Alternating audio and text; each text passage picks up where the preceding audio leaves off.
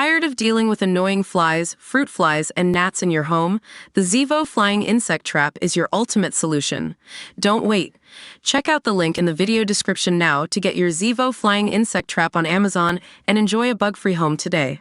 I will not be alone in feeling enormous relief at the ruling this week by a high court judge that banning the prescribing of puberty-blocking drugs for children was a perfectly legal move. The judge said that Health Secretary Wes Streeting, who supported the policy following Dr. Hilary Cass's report in April, and the government were entitled to rely on the precautionary principle, which is that very little is known about these extremely potent drugs that have been given to children, sometimes after only their first appointment at a gender clinic. There is growing evidence that these drugs can cause serious harm, such as reduced bone density and damaged cognitive development, i.e. a lower IQ. A number of mental health professionals, including those who have worked within gender clinics, have repeatedly warned that pausing a child's puberty can be psychologically harmful. It has also been found that puberty blockers do not alleviate negative thoughts in children with gender dysphoria. Almost every child who takes puberty blockers goes on to use cross-sex hormones, which cause some irreversible changes,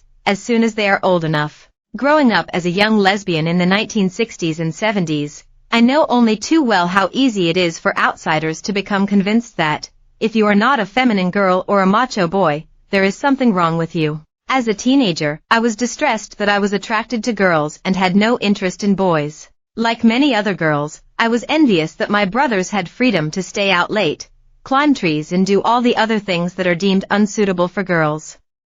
I would have taken the opportunity to become a trans boy as soon as it was offered to me. Recently, I have been making a podcast about the effects of transgender ideology on parents and their children. I have encountered deep levels of trauma among these families, all of whom have desperately tried to protect their children from being told, or even groomed into believing, they are the opposite sex. Some of these children are on the autism spectrum. A 2020 study found transgender people are 3 to 6 times more likely to be autistic. Meanwhile, many of these kids are simply lesbian or gay. It is dangerous to tell these children they are trapped in the wrong body, and that to change sex, which is impossible, is the answer to their problems. Handing out puberty blockers like sweets will neither address the troubles these children are facing, nor help them feel better about themselves. The idea that gender dysphoria means they are transgender or trapped in the wrong body is an outrage. All these blockers will do is prevent young minds and bodies from developing as they should. The idea that gender dysphoria, experienced by many girls and a smaller number of boys, means they are transgender or trapped in the wrong body is an outrage and has no place in an intelligent society. A legal challenge was taken by the Good Law Project, led by Jolene Mom KC, a trans activist who often refers to feminists such as me as transphobic for speaking out against the medicalization of children. The GLP took the case on behalf of the lobby group Transactual.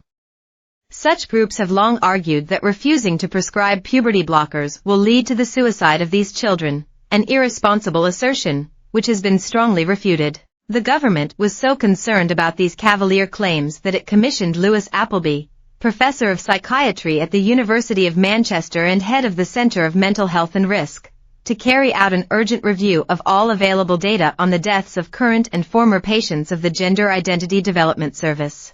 Professor Appleby found that the data does not support the claim that there has been a large rise in suicide by young patients attending GIDS since 2020 or after any other recent date. Mom, notorious for bragging that he had clubbed a fox to death with a baseball bat while wearing his wife's kimono, has encouraged parents to travel or move abroad so that their young children can still access the drugs. In my view, Transactual and similar lobby groups are willing to ignore evidence that these drugs cause harm to children, and will claim that the reason they are banned is nothing more than anti-trans bigotry. Schools should not be teaching about gender reassignment, nor should children be asked by teachers.